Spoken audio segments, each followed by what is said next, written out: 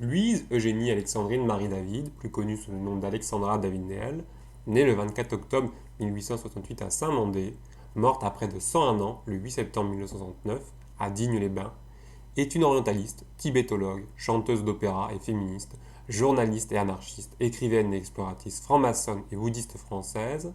Elle fut en 1924 la première femme occidentale à atteindre Lhasa, capitale du Tibet, exploit dont les journaux se firent l'écho un an plus tard, qui contribua fortement à sa renommée, en plus de ses qualités personnelles et de son érudition. Alexandra est la fille unique de Louis David, originaire de Tours, franc-maçon issu d'une famille huguenote, instituteur qui fut militant républicain lors de la Révolution de 1848 et un ami du géographe anarchiste Élisée Reclus et d'Alexandrine Borfmann, une Belge catholique ayant des origines scandinaves et sibériennes. Lui et Alexandrine se sont rencontrés en Belgique, où le maître d'école, également éditeur d'une revue républicaine, avait dû s'exiler lorsque Louis-Napoléon Bonaparte a pris le pouvoir et est devenu empereur.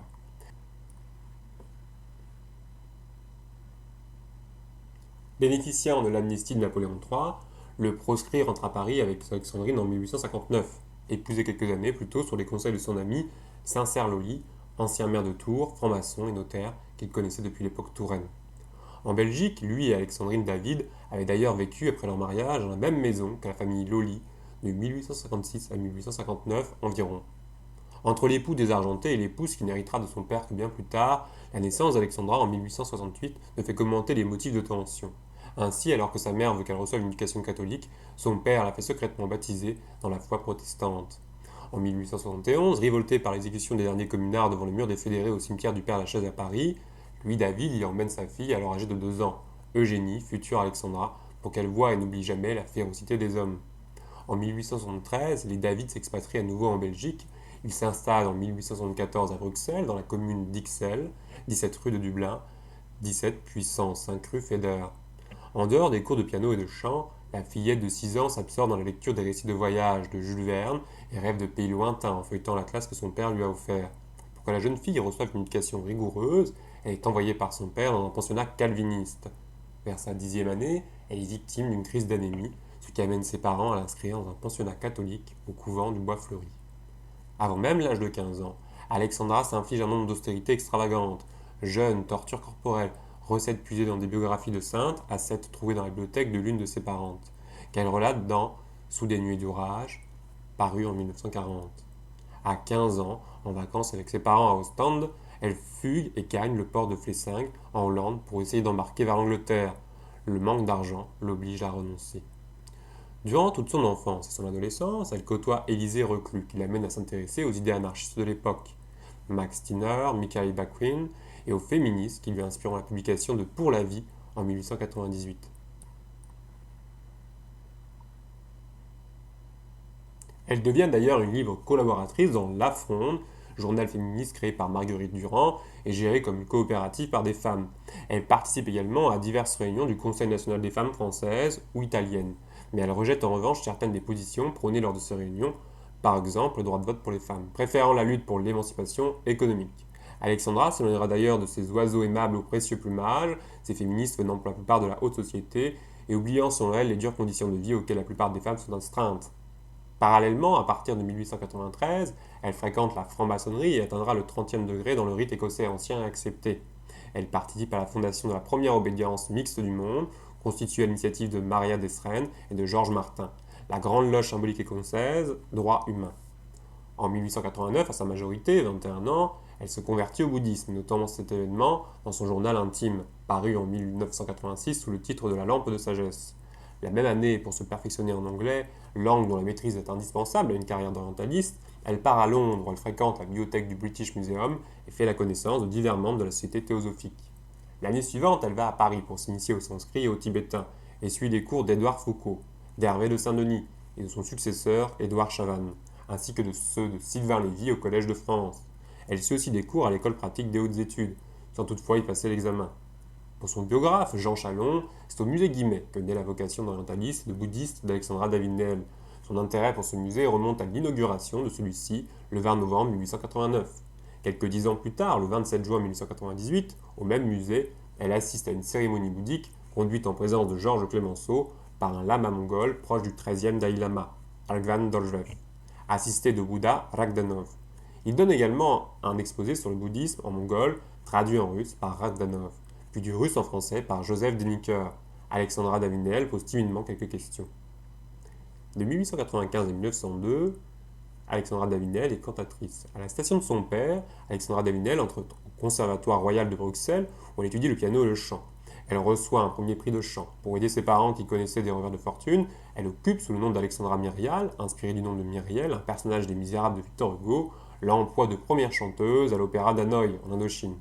Durant les saisons 1895-1896 et 1896-1897, elle y interprète le rôle de Violetta dans la Traviata de Verdi, puis chante dans les Noces de Jeannette de Victor Massé, Faust et Mireille de Gounod, L'acmé de Léo Delibes, Carmen de Bizette, Thaïs de Massenet. Elle entretient à cette époque des rapports épistolaires avec Frédéric Mistral et Jules Massenet. De 1897 à 1900, elle partage aux 3 rue Niccolo à Paris la vie du pianiste Jean Lstan, avec qui elle écrit Lydia, drame lyrique en un acte dont Ostan compose la musique et Alexandra le livret.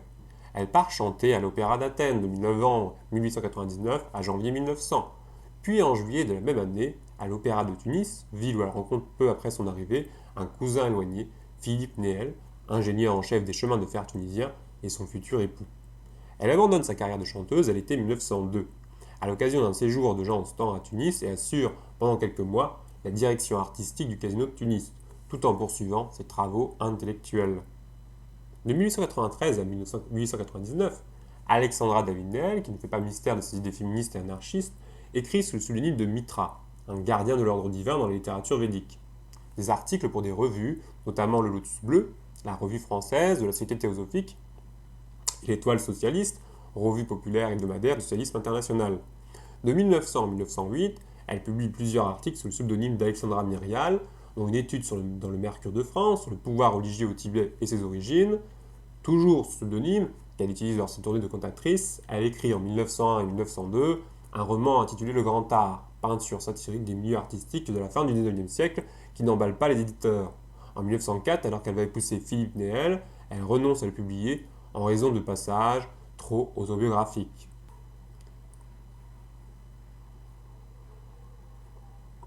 « 1904-1911, la femme mariée. Le 4 août 1904, à Tunis, elle épouse Philippe Néel de Saint-Sauveur, son amant depuis le 15 septembre 1900. Elle a 36 ans. Leur vie commune, parfois orageuse, mais empreinte de respect mutuel, cesse le 9 août 1911. Lors de son départ, seule, pour son 3e voyage en Inde, 1911-1925.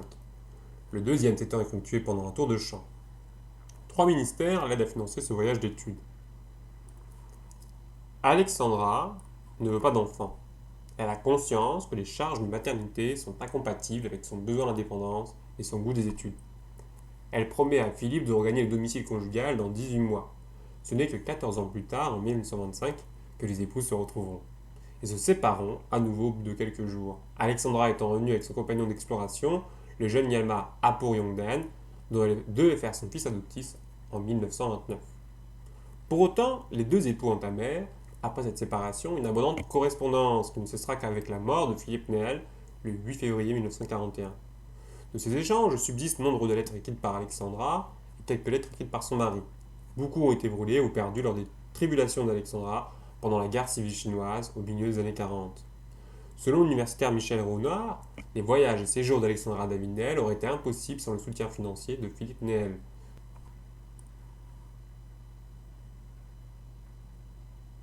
Celui-ci a été son protecteur, rôle dont il avait conscience, comme l'atteste la dernière lettre qu'il lui adresse.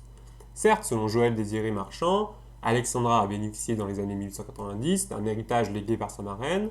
Elle possède ainsi à son mariage un capital personnel de 77 696 francs de l'époque. De 1904 à 1911, elle augmente également son portefeuille par l'achat de nouvelles valeurs, notamment des obligations diffusées par des compagnies de chemin de fer. Par le truchement des ambassades, elle envoie d'ailleurs à son mari des procurations pour qu'il gère son portefeuille. Philippe lui a ainsi servi d'intermédiaire bancaire durant ses grands voyages en lui envoyant les sommes qu'elle demandait et qui lui appartenaient en propre.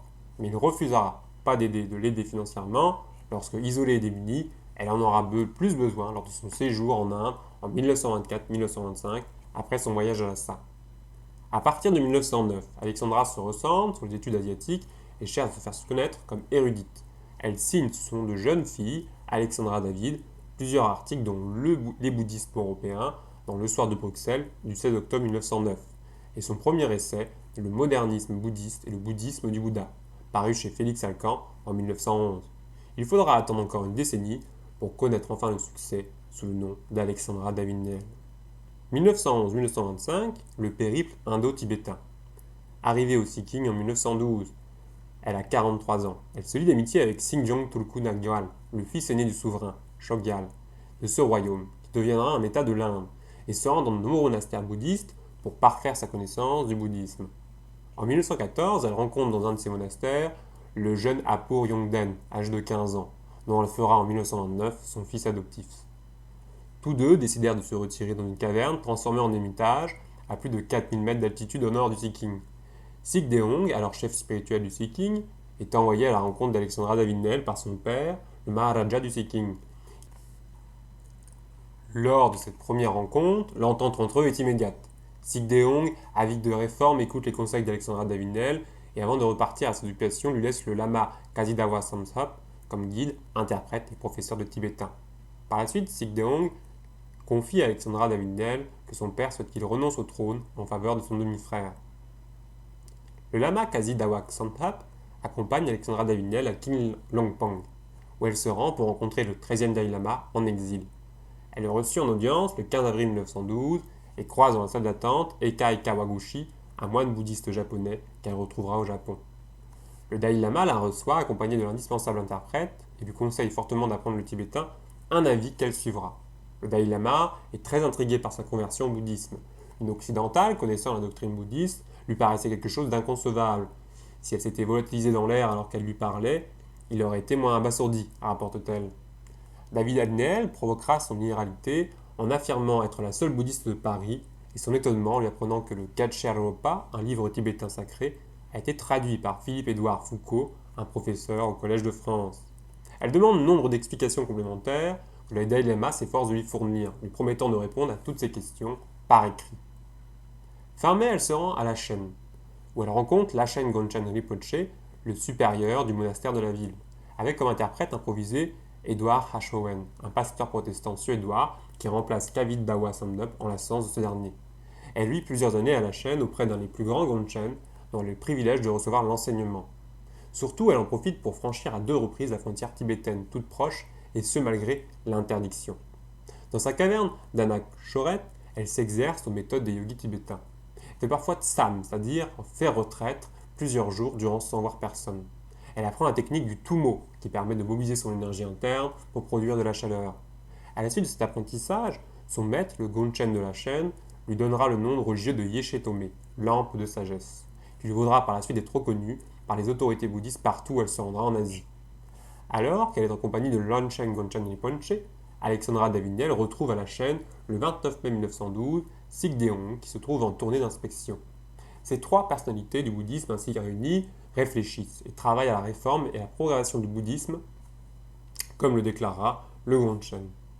Sikdeong organise pour Alexandra une expédition d'une semaine dans le Haut-Sikkim à 5000 mètres d'altitude, expédition qui se met en route le 1er juin. Il existe une correspondance épistolaire entre Sikdeong et Alexandra Davinel. Ainsi, dans une lettre de Sikdeong écrite à Gangkok le 8 octobre 1912, il la remercie de la méthode de méditation qu'elle lui a envoyée. Le 9 octobre, il l'accompagne jusqu'à Darjeeling, où ils visitent ensemble un monastère, alors qu'elle s'apprête à regagner Calcutta. Dans une autre lettre, Sikdeong informe Alexandra Davinel qu'en mars 1913, il a pu adhérer à la franc-maçonnerie à Calcutta, où il a été reçu compagnon, muni d'une lettre d'introduction du gouverneur de Bengale, un lien supplémentaire entre eux. Il fait part de sa joie d'avoir pu devenir membre de cette société. Vers la mi-novembre de 1912, elle visite le Népal et se rend en pèlerinage sur le lieu de naissance du Bouddha à Lumbini le 10 janvier 1913. Le lendemain, elle va chercher en vain les ruines du village de son enfance à Kapilavastu. Dans la jungle, elle croise un tigre, elle poursuit son pèlerinage sur les pas du Bouddha et se rend en février à Benares où il donna son premier enseignement. Alors que son père est sur le point de mourir, Sikdeong appelle Alexandra Davinel à l'aide. Il demande conseil pour entreprendre la réforme du bouddhisme qu'elle souhaite mettre en œuvre au Sikkim, que accédera au pouvoir. Revenant à Gangtok, en passant par Darjeeling et Siliguri, Alexandra Davinel est reçue comme un personnage officiel avec aide d'honneur par Sikdeong le 3 décembre 1913. Le 4 janvier 1914, il lui offre en cadeau pour le Nouvel An une robe de lamani, dame lama, consacrée selon les rites lamaïques. Alexandra s'est fait photographier ainsi vêtue, un bonnet jaune complétant l'ensemble. Le 10 février 1914, le Maharaja meurt et Sejong lui succède. La campagne de réforme religieuse peut débuter. Kali Kumar, un moine bouddhiste du Sud, y est appelé à participer, ainsi que Silakara, qui vit alors en Birmanie. C'est de ce même pays que vient Hachim Mallat, avec qui Alexandra Davinel est en correspondance et que doit épouser Sigdeong. Alexandra Davinel devient de ce fait la conseillère conjugale du Maharaja. Alors qu'elle se trouve au monastère de Pongong, donc Sigdeong est l'abbé, Alexandra Davinel affirme entendre une voix qui lui annonce que les réformes échoueront. Le 11 novembre 1914, quittant la caverne du Sikkim où elle est allée se retrouver le Gongchen, Alexandra est accueillie au monastère de Lachen par Sigdeong. Un mois plus tard, elle en prend la mort subite de Sigdeong, une nouvelle qui l'affecte et laisse penser à un empoisonnement.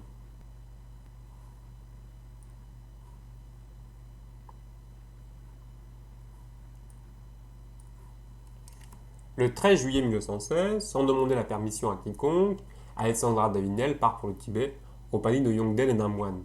Elle projette de visiter deux grands centres religieux proches de son ermitage au Sikkim, le monastère de Chorteng Nyama et celui de Chanchilungpo, près de Sigache, l'une des plus grandes villes du sud du Tibet. Au monastère de Chanchilungpo, elle arrive le 16 juillet, on la laisse consulter les écrits bouddhistes et visiter les divers temples. Le 19, elle se rend chez le Panchen Lama, dont elle reçoit la bénédiction et un accueil charmant. Il la présente aux notables de son entourage, à ses professeurs et à sa mère, avec laquelle Alexandra noue des liens d'amitié, qui lui suggèrent d'habiter un couvent. Le Panchen Lama enrichit et lui propose de rester à Shigatse comme son invité, ce qu'elle décline, quittant la ville le 26 juillet, non sans avoir reçu les titres honoraires de lama, docteur en bouddhisme tibétain et connu des heures de grande félicité.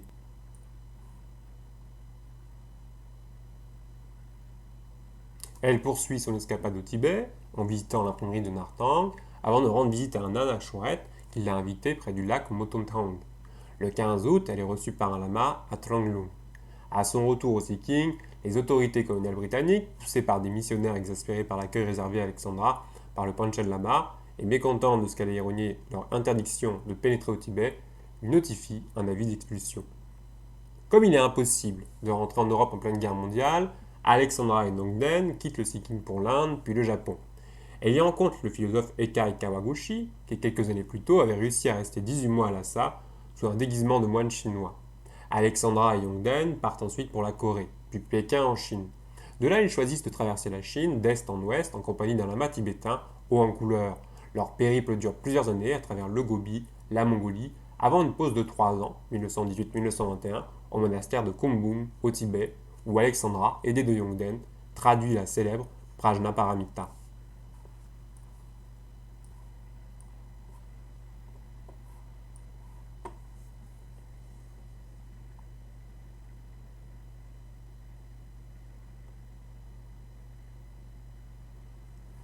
Déguisée respectivement en mendiante et en moine et portant un sac à dos le plus discret possible, Alexandra et Yongden partent ensuite pour la ville interdite. Pour ne pas trahir en sa qualité d'étrangère, Alexandra, alors âgée de 56 ans, n'ose pas emporter d'appareil photo, de matériel de relevé. Elle cache toutefois sous ses haillons une boussole, un pistolet et une bourse avec l'argent d'une éventuelle rançon. Ils atteignent finalement Lhasa en 1924, se fondant dans la foule des pèlerins venus célébrer le Mhal, ou la fête de la Grande Prière. Ils séjournent 2 mois durant, visitant la ville sainte et les plus grands monastères environnants, Drengpung, Sera, Ganden, Sanyi, et rencontrent Swami Sulikapila. Foster Tocqueville, spécialiste de la Chine, notera qu'Alexandra n'est pas accueillie par le Dalai Lama ni par ses assistants, qu'on ne lui montre pas les trésors des lamasseries ni de lui décerne de diplôme. Jacques Brosse affirme qu'elle connaît bien le Dalai Lama, mais celui-ci ignore qu'elle est à Lhasa et ne peut révéler son identité. Au Potala, interdit aux femmes selon Nomiko Kunito, elle ne trouve rien de très particulier, mais note que la décoration intérieure est entièrement de style chinois. Alors qu'elle décrira dans le voyage d'une Parisienne à Lhasa son exultation de pouvoir entrer à Lhasa et visiter le Potala, elle affirme dans une lettre adressée à son mari datée du 28 février 1924 qu'elle n'avait aucune curiosité au sujet de Lhasa. J'y suis allée parce que la ville se trouvait sur ma route et aussi parce que c'était une plaisanterie très parisienne à faire à ceux qui interdisaient l'entrée. Note 56, Alexandra Davinel, Journal de voyage, tome 2. Elle assiste peu avant son départ de la ville à la cérémonie de Doncho Sertrang au Potala, le 4 avril 1924. Malgré son visage barbouillé de suie, ses nattes en poil de yak, sa toque de fourrure traditionnelle, elle est finalement démasquée. Pour cause de propreté trop grande, elle avait se laver chaque matin à la rivière et dénoncé à Tarong Chape, le gouverneur de Lhasa. Le temps que ce dernier intervienne, Alexandra et Yongden ont déjà quitté Lhasa pour Gyeongse, Ce n'est que plus tard, par des lettres de Frank Ludo et de David MacDonald, l'agent commercial britannique à Guernsey, qu'elles sont mises au courant de l'histoire. En mai 1924, l'exploratrice exténuée, sans argent et en haillons, est hébergée, ainsi que son compagnon, chez les MacDonald pendant une quinzaine de jours. Elle peut gagner le nord de l'Inde par le Sea King, grâce en partie aux 500 roupies qu'elle emprunte à MacDonald et aux papiers nécessaires que celui-ci et son gendre, le capitaine Perry, lui procurent. À Calcutta, vêtue de la nouvelle tenue tibétaine que lui a acheté MacDonald, elle se fait photographier en studio. À son retour, dès son arrivée au Havre le 10 mai 1925, elle mesure l'extraordinaire célébrité que lui vaut son audace. Elle fait la une des journaux et son portrait s'étale dans les magazines. Le récit de son aventure fera l'objet d'un livre, Voyage d'une Parisienne à Lhasa, qui est publié à Paris, Londres et New York en 1927. Mais se heurte à l'incrédulité de la critique qui a du mal à accepter les récits de pratiques tels que la lévitation et le tumo, augmentation de la chaleur du corps permettant de résister au froid.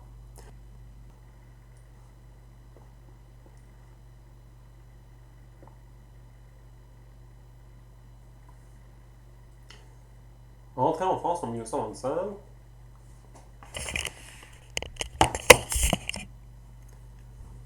Rentrée en France en 1925, Alexandra Davinel loue une petite maison sur les hauteurs de Toulon et cherche une maison au soleil et sans trop de voisins. Une agence de Marseille lui propose une petite maison à Digne-les-Bains en 1928 qu'elle achète. 4 ans plus tard, elle commence à agrandir sa maison, baptisée Samten Zong ou forteresse de la méditation. Probablement le premier ermitage et sanctuaire lamaïste en France. Elle y écrit plusieurs livres relatant ses différents voyages. Entre ses diverses publications, toujours accompagnée d'Apur Yongden, le fidèle compagnon d'aventure, devenu également son fils adoptif. Elle fait de grandes tournées et conférences en France et en Europe. En 1937, à 69 ans, Alexandra Davinel décide de repartir pour la Chine avec Yongden via Bruxelles, Moscou et les Transsibériens. Son but est d'étudier l'ancien taoïsme, elle se retrouve en pleine guerre sino-japonaise et assiste aux horreurs de la guerre, de la famine et des épidémies. Fuyant les combats, elle erre en Chine avec des moyens de fortune. Le périple chinois se déroule sur 1 an et demi entre Pékin, le mont Wutang, Hankou et Chengdu. Elle rejoint le 4 juillet 1938 la ville tibétaine de Tansienlo pour une retraite de 5 ans. L'annonce de la mort de son mari en 1941 l'affecte profondément. En 1945, elle rejoint l'Inde grâce à Christian Couchet, consul de France à Calcutta, qui deviendra un ami. Elle quitte définitivement l'Asie avec Apur Yongden par avion au départ de Calcutta en juin 1946.